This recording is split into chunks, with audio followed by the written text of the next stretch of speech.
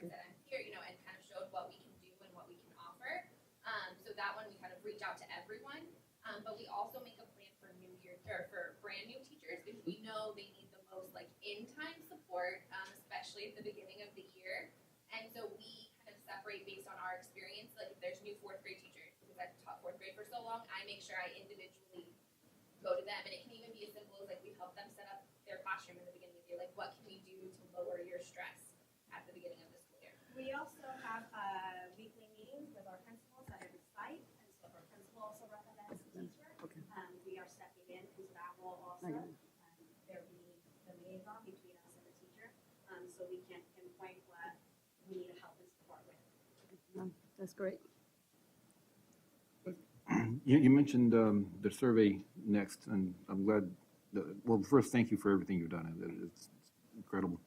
And you mentioned the survey to help moving forward next year. Where do you see this going next year? What's next? That's a great question. To me, I think this year has been really odd coming off the pandemic.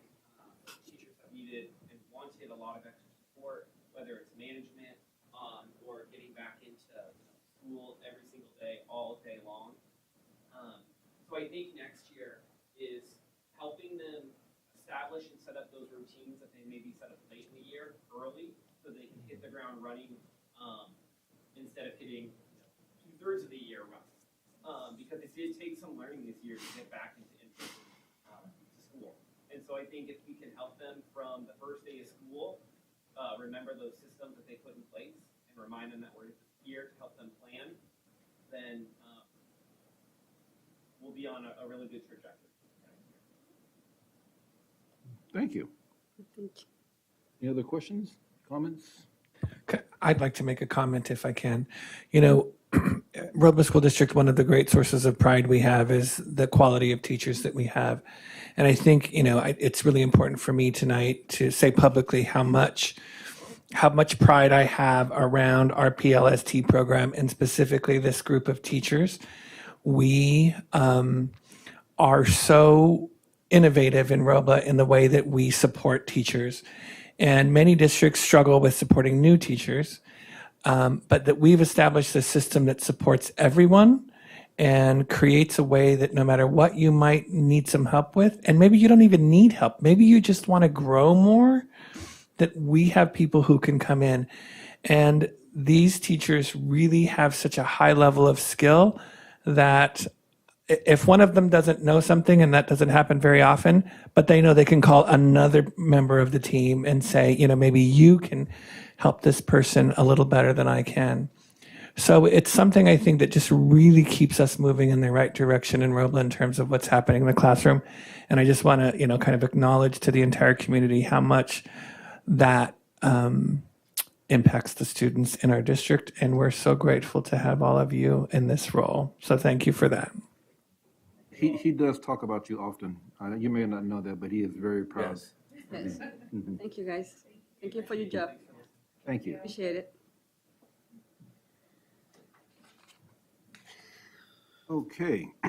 Next, we have the P3CC update with Christy Earhart. And in case you're wondering what P3CC stands for, it's the Preschool Third Coherence Collaborative.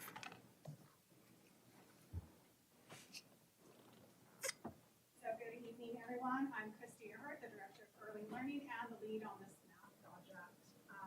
So in the summer of 2020, we were approached by California Ed Partners to see if we would be interested in participating in a new collaborative on math and coherence across a pre-K through third grade system.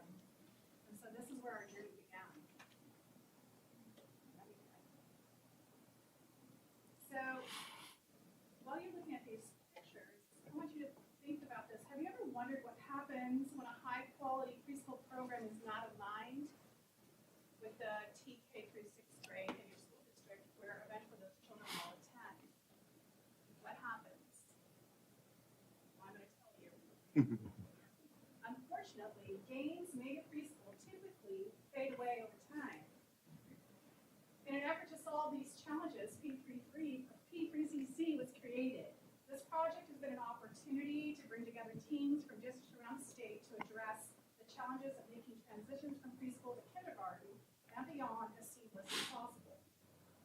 During our participation in this project, we've had opportunities to create our own district team, work along other districts, and had access to thought partners in the field of mathematics from major universities like UCLA and others, and also our partners at Partners.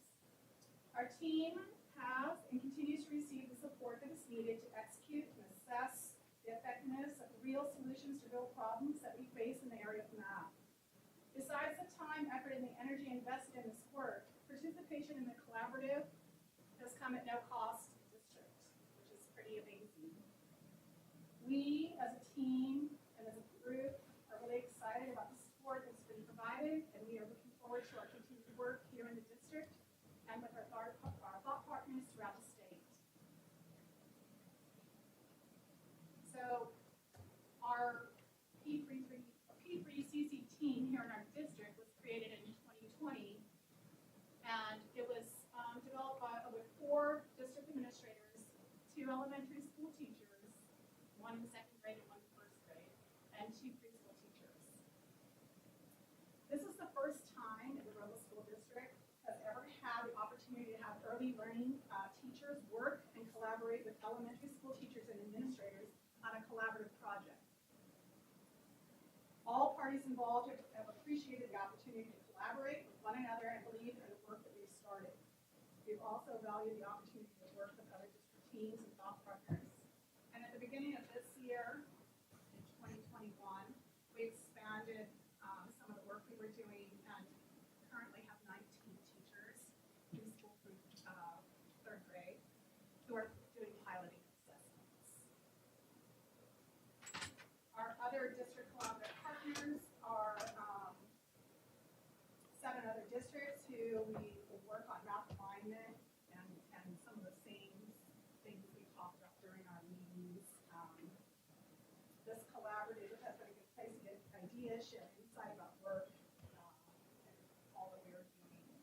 So Sanger, I know, is a district that we've worked with in the past. I think maybe Modesto, Monterey Peninsula, Oxnard, I think it's one that we've worked with before, Azusa, and then was it Fulmore Unified School District?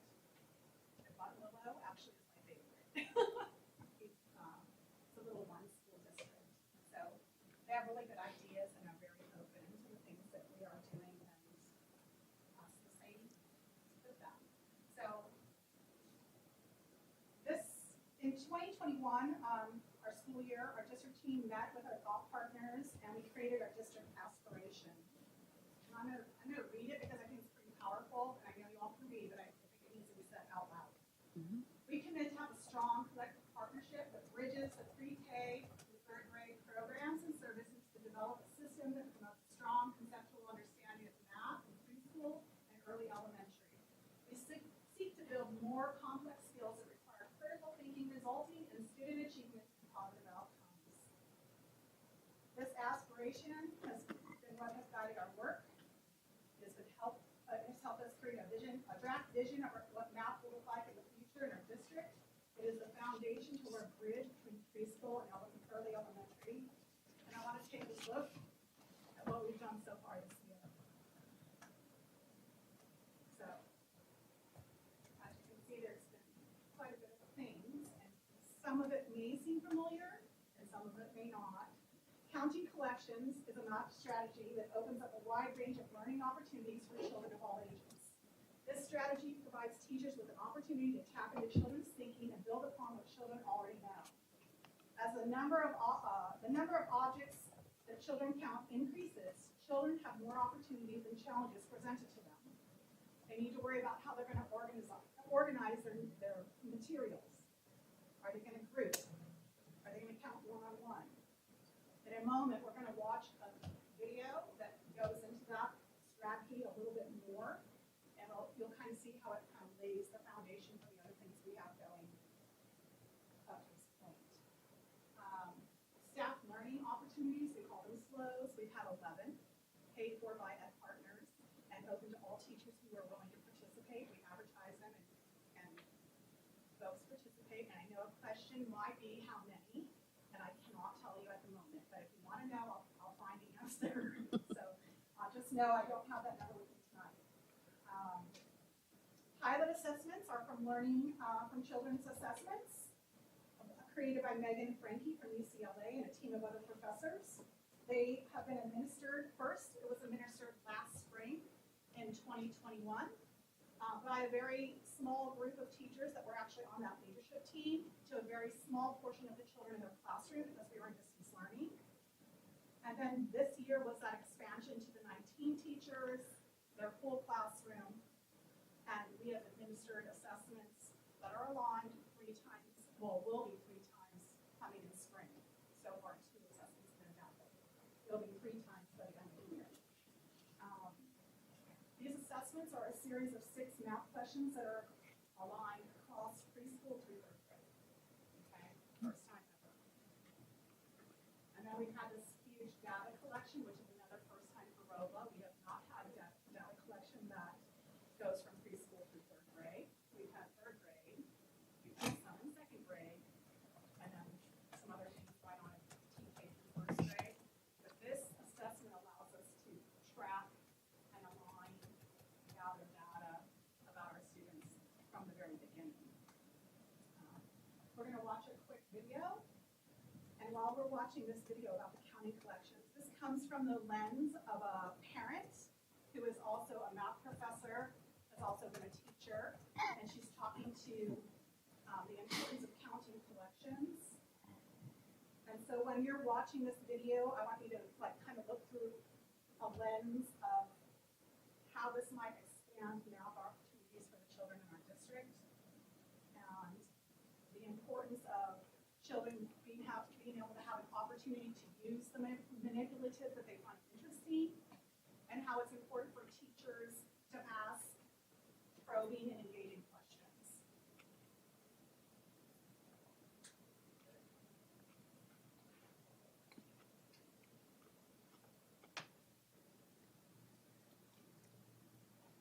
Hi, I'm Angela Tarreau. I'm one of the editors of this book and a parent of a 4-year-old and a math educator. You turn it who up? work with lots of really great math educators and classroom teachers across preschools and elementary schools. My colleagues and I thought we might pick up on some of the questions we've been seeing out there on Twitter about counting collections and how we might be doing some counting collections at home. When we talk about counting collections, so we're talking about kids counting collections of things, objects, in a classroom that might look like math cubes or markers or paper clips or counting bears. At home, it might be socks in a sock drawer, some stacking blocks, Lego pieces, a bin of toy cars, something in the closet or a kitchen cabinet. Outside, that could be rocks or leaves or seed buds that we collected on a walk. So it seems pretty simple, but there's actually some really important mathematical work that's happening here. So there's the counting sequence, of course, and knowing that it goes 1, 2, 3, 4, and then after 19 comes 20, and stuff happens after 100 and 200. But when kids count collections, especially as the collections get a little bit bigger, there's a lot of keeping track, right? There's knowing what I've counted and what I still need to count, figuring out a plan for all of that, and that plan might include sorting by the same color, putting things together that are the same shape. I might be making some equal groups.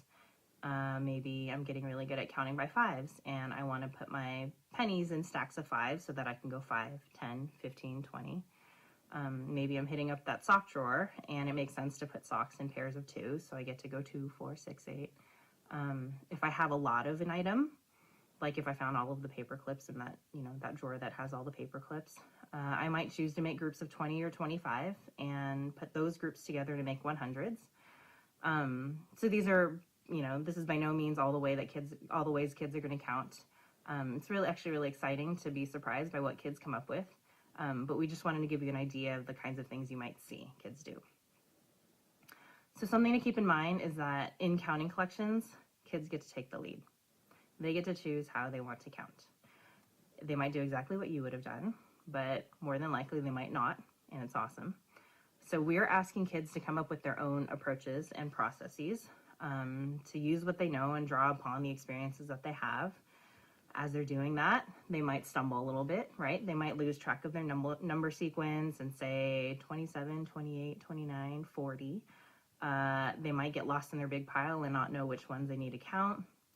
They might decide 7 is the coolest number today and want to make groups of 7s, but get stuck counting by 7s, and so need to figure out another way to figure out their total. This might feel inefficient to you at times. There's actually really important learning that's happening, right? Learning about perseverance, problem solving, creating a plan and reevaluating it, taking a risk and trying something new. And all of this is happening while they're getting to work on the math ideas that we've already started to talk about. The counting sequence, one-to-one correspondence, understanding quantities and their magnitudes, building number sense, place value, setting the foundation for multiplication and division. So math these days, as you know, it doesn't quite look like the math you learned in school, likely. And children are being asked to develop such a deeper conceptual understanding of numbers and operations. So we think counting collections is an activity that can support the development of that deep conceptual understanding while still being kind of fun and creative and a place where kids' ideas get to be at the center. So as you can see, the counting collection could, in a classroom, lead to teachers asking a lot of probing questions and children definitely taking the lead, being more confident in their math ability. So that's kind of the road we're starting to walk. So now I want to share some math data, like our first time ever, that we've been able to see preschool through third grade data. So this next slide, it's not advancing.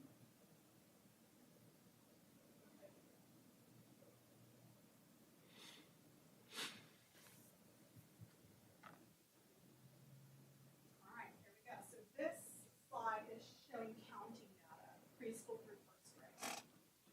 TK is in green, pre-K, preschool is in yellow, kindergarten in red, and first grade in the blue.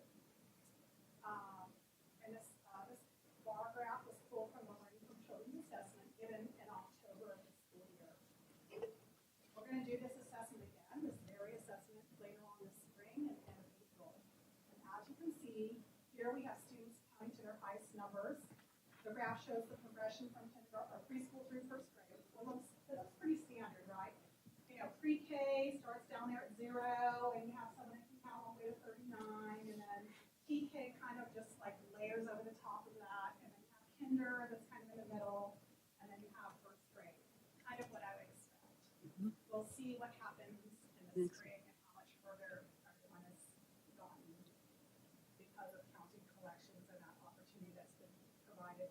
Actually, at preschool, it's been provided, and the teachers there are really like taking off with that, and it's provided daily. That's each place in small group. So I'm hoping that our numbers kind of move more towards the middle, the upper end there. So this next graph is operations and algebraic thinking, and it's actually looking from preschool through third grade. And this is kind of really amazing. This preschool, if you look carefully at this graph, we have a assessment where we gave one question and it was lined across all grade levels. You can share the red. And you'll see that preschool at 19% is actually higher than where we started with TK in the fall, and it keeps going like that and building all the way through second grade. So this, to me, is really good data, which indicates that our coherence is working, and this idea of aligning things is working. So more to come on this alignment, and actually we'll be doing one more assessment in April, and so there'll be a third one, and hopefully it's, you know, an even greater improvement in our math and algebra thinking. So this one shows what strategies were used. And so we have down there in blue, those are children who did not attempt at all to do this math problem. They just didn't do it. And then you see in the red, children who had invalid strategies and did not come up with the correct answer, or the strategy they chose just wasn't even, well, it was invalid, it's not even gonna work.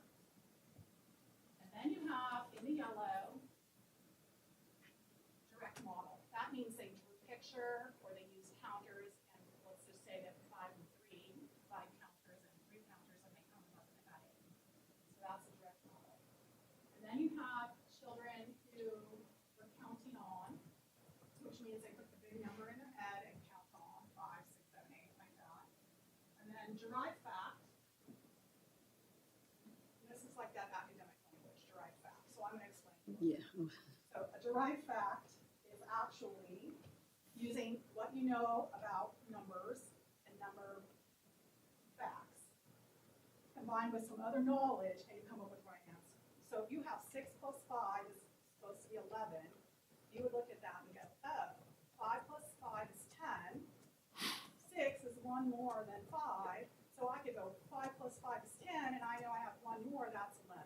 That would be a derived fact. So we've got quite a few kids up there, even in preschool, that were able to do, not many, but there was like probably 1 that could do that. And that's kind of upper level problem solving. And then you have the kids who just automatically know, oh, 5 times 10, right? 1 plus 8, those are the reasons. So you can see strategies used, which I thought was interesting. And we'll see in the spring, hopefully, the strategies, I would like more children will attempt, and more children will not have invalid answers. They will be up in that correct model and hopefully counting on or derived fact situation. And so the future is ahead of us with more opportunities for preschool through 3rd grade teachers to collaborate and align math instruction within the district to ensure math instruction for all students is of high quality. And that is the end of the presentation. Do you have any questions? I love the data. Can you go back 1 slide? Go back. Sure. This one? Yes. I know my numbers at the top, someone help me out with this, and they're not. That's okay. I was just curious because you see, like, 1 winter on, the invalid goes up and down a bit. It does. So like preschool, we didn't have a spring. Summer break. Right. They forget. Yeah, Too much. yeah, I see They that. forget in school for 2 months. I think maybe it's because the person who made the Google spreadsheet or whatever cannot like stretch it out. I don't know. That's data, right? It's Percent. like a problem to figure out. Percent. Yeah. I'm just curious because sometimes it goes up between fall and winter. So just curious, but Yeah. No, I think, So the problem got a little bit more increasingly difficult as the grade levels progressed. That's true. okay. Some of the inconsistency. Mhm. Something to look at. Okay. I really appreciate the work you're doing here. Unfortunately, there seems to be too often, Lane, I think you already brought this up, there's oftentimes a loss in terms of learning, in terms of success as students went to preschool, start off ahead, and they seem to kind of lose that over time. And I think what you're talking about here explains it because it's not aligned. And so working on that alignment and working with preschools, I mean, we have a top-notch preschool, and I'm not sure that every preschool that is out there is able to do and make sure that their curriculum is as aligned. Are the districts and whatnot working with other private preschools or preschools that are being run? All within districts. Okay. The folks that we were working with. Do you know what percentage of preschoolers actually go to preschools that are aligned with a district or that are linked in with a district? I do not, but we could try to figure it out. I have no idea off the top of my head. But we can try to figure that. The county might have some information on that. And actually, you know what, that needs assessment may Probably. possibly give us some insight into that. And even our preschool, I mean, this whole alignment has been something that I've had in the back of my head since I started in this position about how to make it, what we do at preschool more consistent with what the district is doing at the elementary level. And so it's just new, and the state has really kind of globbed onto that idea as well. And it's a thing now. Well, I think also though, to provide this sort of data, information, and resources and collaboration to other preschools. Because I'm going to guess that most children who go to preschool don't go to one that's linked to a school district. Probably not. Yeah. You know, Mary Hill or Right. Your Care or whatever those other private ones are. But there is a part of the preschool expansion grant where it talks about partnerships. Here in our district though, we're the only game in town. We do not have a private center around us. But I know other districts, they need to form these relationships with the private sector. And I think the private sector they should be interested if their goal is to help make sure their students are prepared to be successful once they go forward to school. All right. Thank you. This is really good information. It is. I'm curious, of all the partners, you said Buttonville was your favorite, but I noticed there are quite a few. You notice any differences? The what? All the partners, the district partners. Our district partners? Yeah, you mentioned Buttonville was your They're all favorite. great, but Stuart at Buttonwillow, like super great personality, and he wears this hat, and he's the preschool director, the superintendent, everything. And so he kind of has his finger in all things, and I think it's his personality, really, that kind of, I like listening to him, he has great ideas, and he's like just in the middle of all of it, because he has no other choice. It's just him. But they all have great ideas and share good information with us. Okay. We have the best logo. I noticed that too. As Ms. Earhart sits down, could I just take a minute to thank her? This is significant work, and I know it seems like such a little thing to say, oh, well, let's let the preschool world talk to the K-6 world. But in Robla, it really was not happening. And of course, it turns out that it's pretty common that that's the case. And as Christy said, it's long been a dream of hers. And I think she gets a lot of credit for the fact that this is happening. And she also needs to be acknowledged for the fact that, we started this work at about a time that a worldwide pandemic hit. So she had a lot of things on her plate. And she's just really been instrumental in helping this to progress. So just, Ms. Earhart, thank you. Thank you for that. Thank you. Okay, our next presentation is the second interim report with Mr. Castillo, CBO.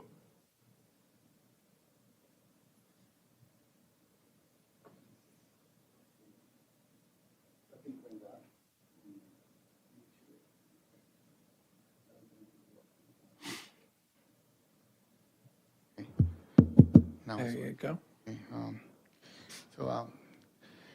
Good evening, Vice President Barnes, board members, and Superintendent Reyes.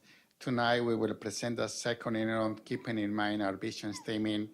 Every student reaches their potential in a growth-minded environment, rich in challenging practice, and reflected learning for all. The second interim covers from July 1st, 2021 to January 31st, 2022, and also includes projections for the following 2 fiscal years. And we're going to present a summary of that tonight. The package was submitted to Sacramento County Office of Education on March 15, the package that you have in your board agenda. The items that we will cover is our budget assumptions, because that's really what that's the budget. We will spend most of our time in the general fund. We had 7 slides. We will, what changes from the first interim, the last time we were here. We will discuss the other funds, such as the building fund, child development, our multi-year projections for the following 2 years, our opportunities, our next steps, and our recommendation. So our assumption, so the governor submitted their proposal in January, and pretty much all that he proposed in January is included in the multi-year projections. And one of the big ones is, I put that in red, is the change in ADA. We're using the average projection of the last 3 years instead of just the previous years. And the COLA is 5.3. That's another assumption for 22, 23, and 3.61 for 24, 2023-24. I can tell you most likely this will change by the May revise, but this is the latest information that we have. All the care funds are included. The pension costs increases as CalPERS and CalPERS are included. Our lottery projections are included.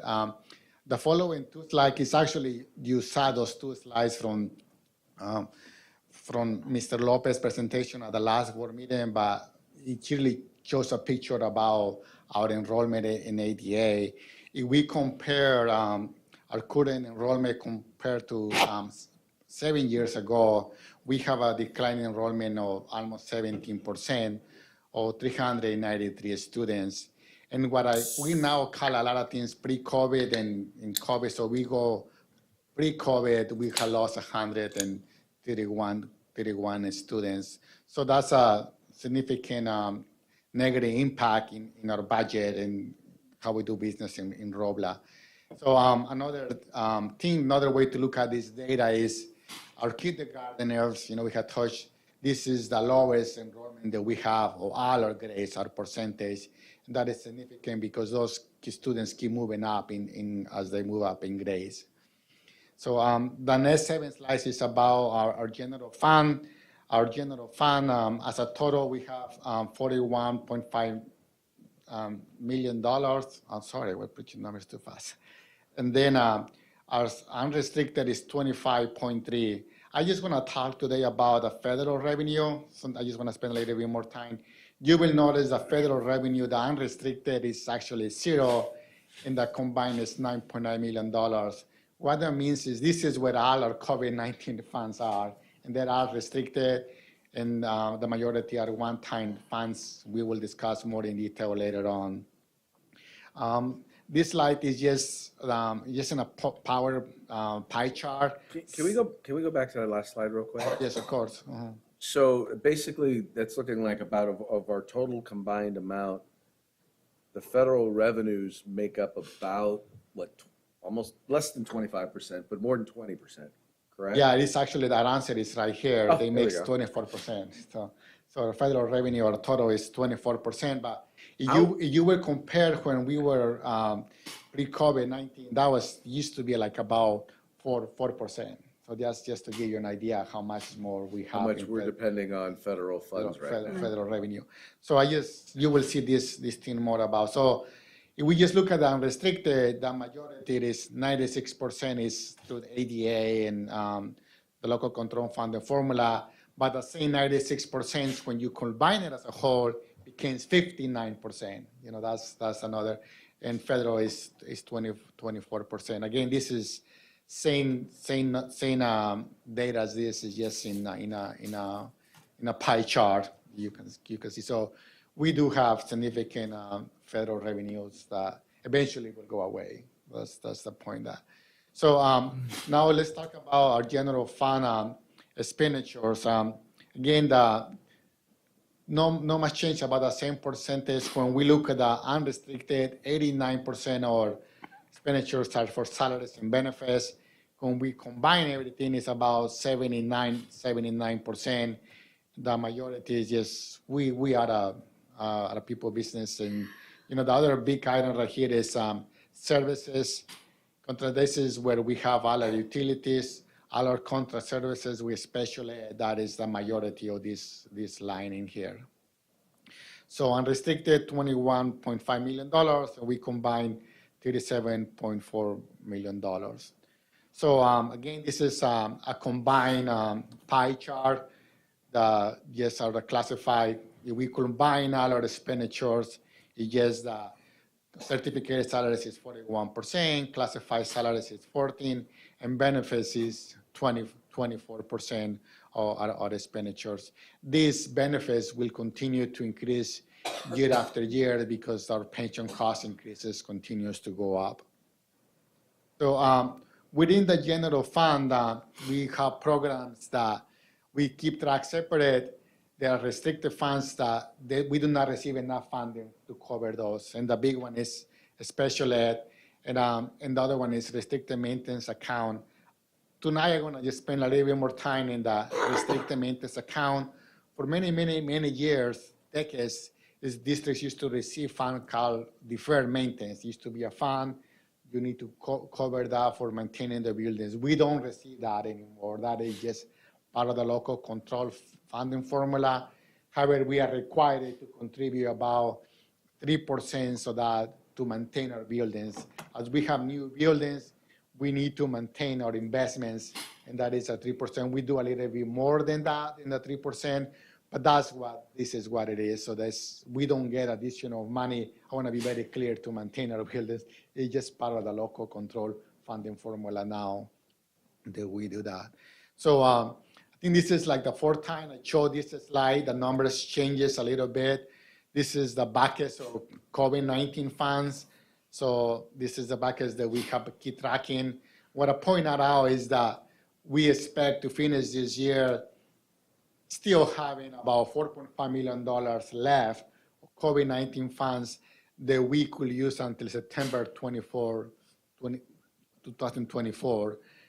In all of these reports, we do quarterly reporting to the state, to the federal, and how we're spending this money. So, do we have one of the things right here is this like SR3.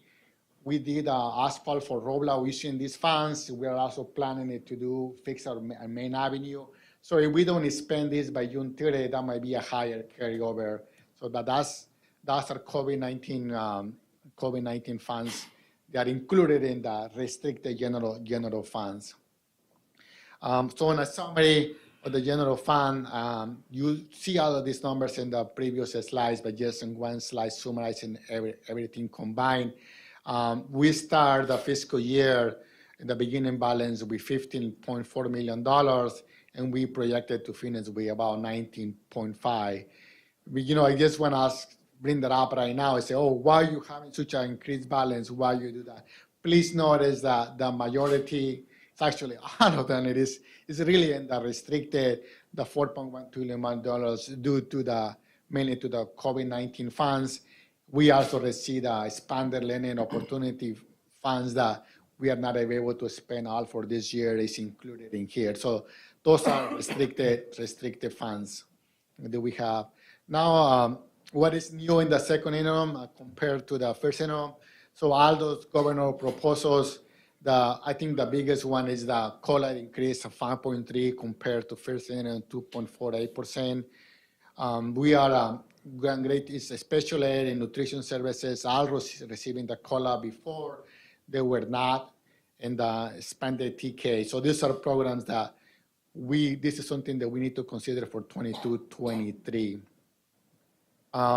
Also, what is within the package, I just want to bring that for fully transparency that we have a contributor, and we actually already sent a check to CalPERS, $900,000. You will see we increased the $900,000 for the other post-employment benefits. This is for the retirement benefits for our employees. When they retire, we provide benefits up to 65 years old. We've cited the general fund. This is a summary of all the other funds. So yes, the building fund, we will still plan to spend all our funds due to the constructions that we have in our, now is pending is Glenwood and Bell Avenue. So this is a summary. So still we will finish out with a positive balance.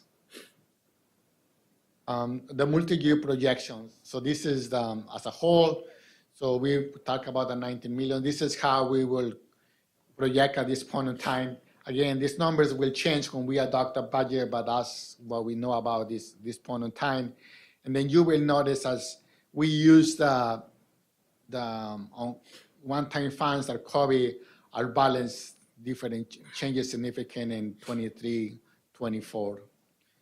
Declining enrollment is included in these items. So if we look at unrestricted fund, this really shows the impact of declining enrollment. So even though with the assumption that we are getting 5.3 COLA, yes, on the revenue, we are getting actually in 2022, 23, less revenue than current year, and that's just due to the declining enrollment. We project our deficit spending will be the biggest in 23, 24. But again, this is, the longer we go in the years, the numbers most likely to change. So we have to make assumptions, adjustments for the following years, and this continues. I think like if we hear the newspaper, if we hear like, oh, this is more about my 2 cents. I just say like, oh, districts are really getting a lot of money, 5.3%, and that's why you hear that. But if we step back and just think about it, is it really a lot of money? Because everything is costing a lot more. Inflation is 7.5%. Our increased costs in stars and pairs is an average about 2.35%. We have declining enrollment, other things that we need to do. So it's really that you will add, it could be up to 13.85%. So we just need to be careful how we plan it. We don't that mentality that we have a lot of money is really turns out really quickly. That's just something that we need to think about it and as we plan. Opportunities and challenges. Actually, when I was working on this slide, it's really the same as the first synonym. I just saw the high inflation cost. That is really something that everything is costing us a lot more, and it's taking a lot longer to get. That's just kind of seems like the new normal. Our fiscal indicators, there's 9 fiscal indicators. These are like warning signs that you keep. The more yes that you have a school district, the more you have to keep an eye on it. So it's really, we are good. I mean, they are not in 8 or the 9, but the 1 is still the declining enrollment. So, so what are our next steps? Yes, our initiatives that we have started to increase enrollment. We will continue up to date. The budget will be done based on the governor's May revise. We will come back to you to present the LCAP and the budget in June. We just starting negotiations, so we have not for the following 2 years. We're settled for this year, but not for starting 22, 2023. Continuing engagements. So with that, your next, when there comes an action, we recommend the board to adopt the second interim meeting. We are able to meet our fiscal obligations for this year, that we have about 3 months left, and the following 2 years with a positive certification. And I'm available to answer any questions. Thank you for your time. Questions? I noticed that when you were showing us kind of the information on the percentage that salaries and benefits make up of our overall budget, is there any way you could provide, you don't have to do it like today, obviously you can't do it today, but just so we can kind of see how that has tracked over time in Robla, so we can see how that, so we can see what, how that number goes? Sure. How many years back you meant to go? 5 years or 7 years? Yeah, how about 5 years? 5 years, okay. 5 years. Sure. So I will present that to give something to superintendent. Sure. The stuff that I have kind of on my radar that is like, we need to be thinking about this in the future. Federal funding going away. Yes. Benefits increasing. Maintenance of our buildings. Can't remember if that was I think you said that was increasing. The buildings, well, as we have new buildings, we had to make sure that we keep that as we invest millions. We have to maintain those.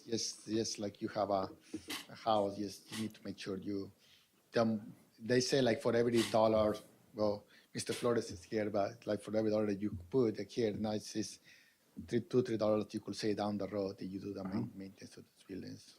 So that's why that's elevated on my concern. And then, of course, the big one, declining enrollment. So those are the 4 big things that we really have to keep in the back of our head and make sure we're planning for. Yes. I'm reading that correctly? We have plans?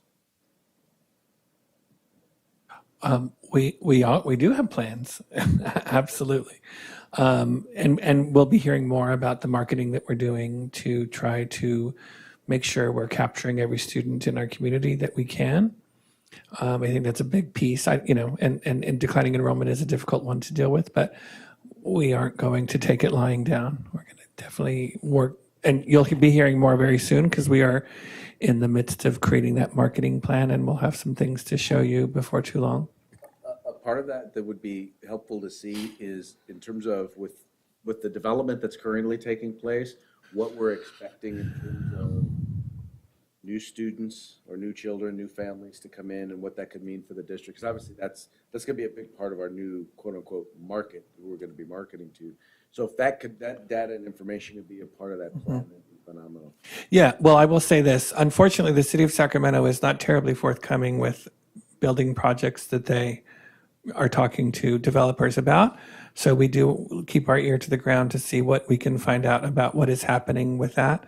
But I say another big factor with our enrollment is the implementation of universal TK, which is coming, which continues to come, and we are working very hard to plan for that. And we'll talk more when we have more details around how we think that will impact the budget, because obviously capturing some of the 4-year-olds now in TK means that we'll get ADA for them, so that will be helpful. Of course, we're concerned about the impact that will have on our preschool program, which we know is wonderful. So we're working very hard on trying to balance all of that together.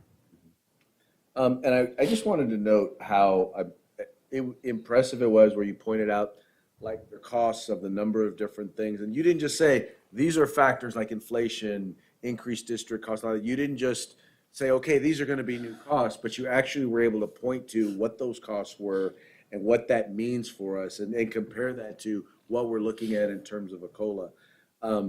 Further, I just want to say, just in terms of helping us understand, the change, how big the change in terms of our dependence on federal funds, how big that is, and what a difference it's made for us, but also the idea that that's going to be going away, and the importance of making sure that whatever adjustments we do.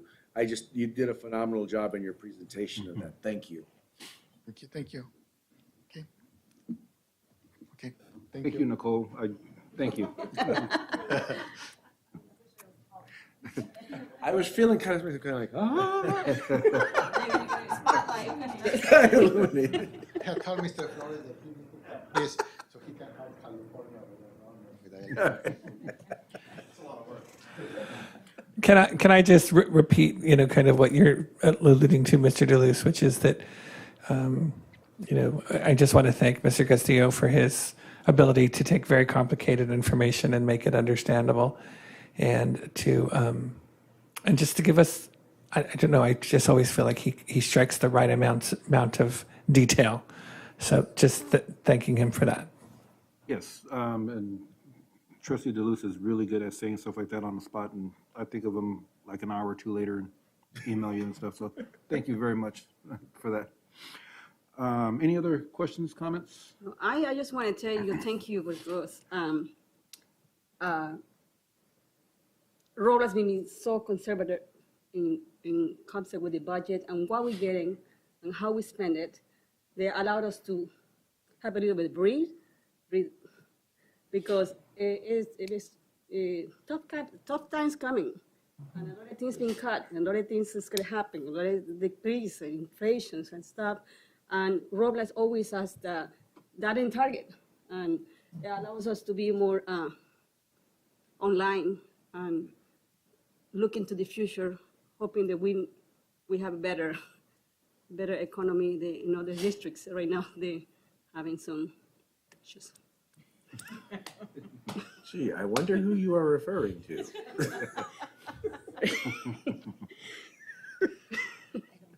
Okay. No, we did. Any more questions? Okay. Well, thank you very much. Thank you. Moving on to information on the notice of completion for construction services agreement with Clark Sullivan Construction for a substantial completion of Phase 2 of the Robla Elementary School new classrooms and administration building. Good evening, Emilio Flores with CFW. This is information for the board and for the public to notify everyone that we have accepted the notice of completion from the architect and builder for the Phase 2 construction at Robla. This starts the 12th month warranty period for that building. So as issues arise or items need to be repaired, this begins the 12-month period. It's as of January 3rd.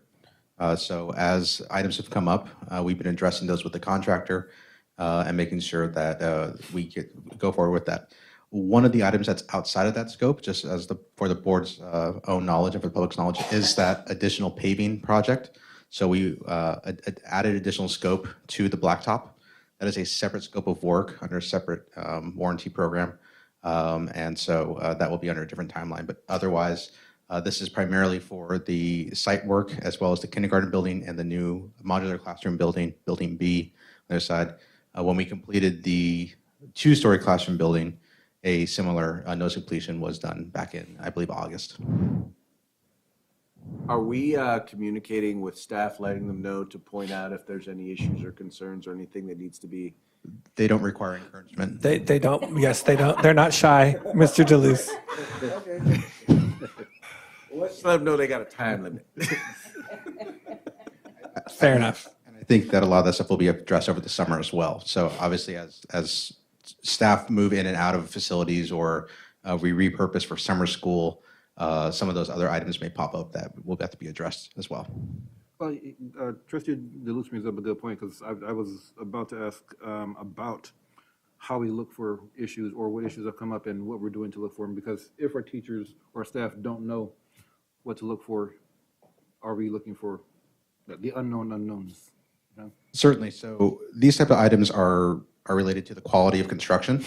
So, for instance, if a door hinge breaks or you know, a door handle we have an issue with, those are things that are maintenance that can be fixed.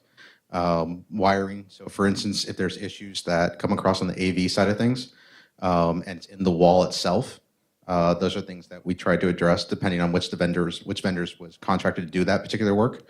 If an outlet doesn't work, for instance, you know, it's electrical that we have to come in and look at, things of that nature.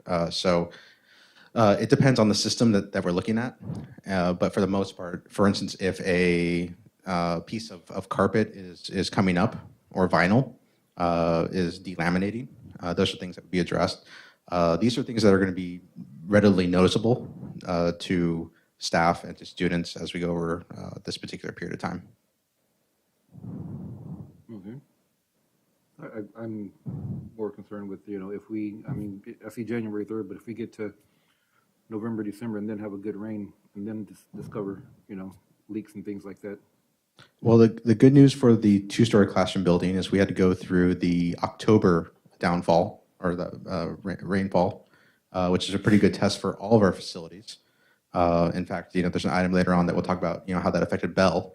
But overall, you know, we have had weather events, we've had other events, and obviously through the summer as well. But the heat will be another test for those facilities as well, especially with AC units. You know, we've had some issues in the administration building over the last couple of years regarding the AC units. And although those are different types of units over there, that's an example of where those get the first real test come summer. Okay, thank you. I'm remembering we had an issue with one of the elevators, correct? So we've actually had issues with both our elevators. Over in the Robla 2-story classroom building, I think it's been resolved at this point. It did take some troubleshooting for us to get there in terms of some of the technology that ran the elevators, but I believe that that has been certified and operational. That had to do with the rain, right? That was over at Bell Avenue. Okay. So at Bell Avenue was a different condition where we actually had water from that storm blowing into the elevator shaft, and we had to come up with a solution to move the electronics in order to shield it from any type of water intrusion going forward. Okay, but it was being blown in. I wasn't sure if it was coming from the top, so I wanted to make sure. It was not a that- leaky roof problem. It was a Okay. water intrusion due to wind. Okay, cool. Thank you. Other questions? Oh, you get to keep going, and I get to read another long description here. Information on the notice of completion for the construction services agreement with Flint Builders for substantial completion of phase 1 of, the Bell Avenue Elementary School new classroom and administration building. So this is the same item for Bell Avenue. The effective date is February 28th, I believe. And as such, we have a 12-month period there as well going forward. And that's just once again for the board's and the public's information regarding the warranty period. Questions? Thank you. Thank you. Thank you. All right, moving on to section 4, action items. 4A being to adopt resolutions approving the applications to be submitted to the Office of Public School Construction, OPSC, California Preschool, Transitional Kindergarten, and Full-Day Kindergarten Facilities Grant Program. Oh, He's back again. He's back again. is there a motion to approve? So move. Second. It's been moved and seconded. Sorry, Mr. So this item relates to the district's application for additional state grants to build kindergarten, transitional kindergarten, and preschool facilities at Bell Avenue. Similar to the program that the district was successful, one of these days, I'll figure out this mic, that we were successful in applying for at Robla. As you may recall, we got 2 of our kindergarten classrooms, we got matching grants to build Title V compliant classrooms at that site, which garnered us approximately $800,000 in additional grant funds. The governor has put in place an additional $490 million to build similar facilities. As such, we've looked at the varying enrollment levels at each of our sites, and we've seen that the most advantageous site for us to pursue this money is at Bell Avenue. One of those reasons is the fact that it houses the preschool program in addition to kindergarten and TK. One of the challenges we've had is convincing the CDE that there are, in fact, kindergarten and first graders that are enrolled there. As they have noted, we obviously moved those children during construction, but we have gone back and reconstituted those enrollments in order to apply for those funds. We also looked at other sites, Maine and Glenwood as well as Robla, but given the location of the preschool, which affords us to apply for 4 additional classrooms, it was most advantageous at this time to pursue that. There will be a second round of funding in 2023, at which time we will once again look at the eligibility for the remaining sites and make a determination of our ability to apply and get that money. If awarded, in the case of Bell Avenue, we're looking to be reimbursed for the 3 kindergarten classrooms that are currently under construction, and then to be funded for the construction of 4 TK classrooms and 4 preschool classrooms, which will be placed somewhere between the 2 campuses going forward in order to serve both. Obviously, with the preschool, we're trying to be as delicate as possible. We don't want to move any portables that are currently out there, as they're probably being held together by various adhesives. But overall, we do want to make sure that if we have the possibility, this is the first time in I think about 20 years that facilities money for preschools is available for school districts, and we're hoping to get some brand new facilities for those folks. Thank you. Questions, comments, concerns? Okay. All those in favor say aye. Aye. Opposed? Abstentions? Motion carries unanimously. Item 4B. Approve the positive certification of the 2021-22 second interim financial report. So moved. Second. Been moved and second. Any comments? No? All those in favor say aye. Aye. Opposed? Abstentions? Motion carries unanimously. Item 4C, approve the student calendars for 2022, 2023, excuse me, and 2023, 2024 school years. So moved. Second. Been moved and second. Any comments? I just want to assure the board that we collaborated with our employee associations in the development of these calendars. It has been approved by RTA, and we're really pleased to present 2 years. So I think our families always appreciate having as much advance notice as they can get about what our calendars are going to look like. Okay. All those in favor say aye. Aye. Opposed? Abstentions? Motion carries unanimously. Item 4D, adopt resolution accepting cow-shaped grant and adding authorized approvers. So moved. Second. Is there any comments? We're happy to answer questions, or Mr. Castillo could give you an overview if you like. Mr. Castillo?